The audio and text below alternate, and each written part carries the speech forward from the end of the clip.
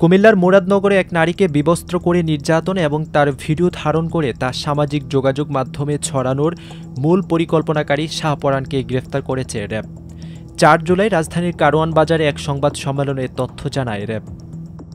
মবটা যারা করেছে, যারা এই সোশ্যাল মিডিয়াতে এই ভিডিওটাকে ভাইরাল করেছে, তাদের কয়েকজন ধরা পড়লো। এটার যে উস্কানিদাতা তিনি ধরা পড়েননি। এই মব সৃষ্টির যে উস্কানিদাতা বা পরিকল্পনাকারী তাকে আমরা গতকাল অ্যারেস্ট করতে সক্ষম হই।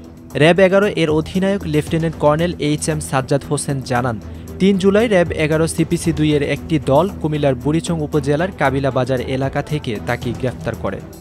পরিকল্পনা অনুযায়ী ওই দিন রাতে যখন ফজর আলী তার ওই ঘরের ভিতরে ভিকটিমের ঘরে প্রবেশ করে, তার কিছুক্ষণ পরেই এই শাহপরানের লোকজন ভিকটিমের ঘরে প্রবেশ করে এবং তাকে বিবস্ত্র করে ভিডিও ধারণ করে সেটা পরবর্তীতে সোশ্যাল মিডিয়ায় ছড়িয়ে দেয়। আমাদের একটা চৌকস অভিযানিক দল গতকাল এই শাহপরানের যে রহস্যটা সেটা আমরা জানার পর তাকে আমরা গতকাল কুমিল্লা থেকেই অ্যারেস্ট করা হয়। মবুসকে দেওয়া নির্যাতনের ভিডিও সামাজিক যোগাযোগ মাধ্যমে ছড়ানো ও পুরো ঘটনার নেপথ্যে থাকা এই ব্যক্তির নাম মোহাম্মদ শাহপরান।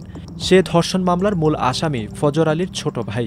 শাহপরান এবং ফজর আলী আমাদের যে আসামি আজকের অ্যারেস্টেড, তার নাম শাহপরান এবং যে ধর্ষক ছিল সে ফজর আলী, এরা দুই ভাই ছিল। এই দুই ভাই এই ভিকটিমকে বিভিন্ন সময় দীর্ঘদিন যাবৎ উত্তপ্ত করে আসছিল। এর আগে গত ২৬ জুন কুমিল্লার মুরাদনগর থানার বাহেরচর গ্রামে বাবার বাড়িতে অবস্থানকালে এক নারীকে বিবস্ত্র করে নির্যাতন করা হয়। সেই ভিডিও পরে সামাজিক যোগাযোগ মাধ্যমে ছড়িয়ে দেয় অভিযুক্তরা।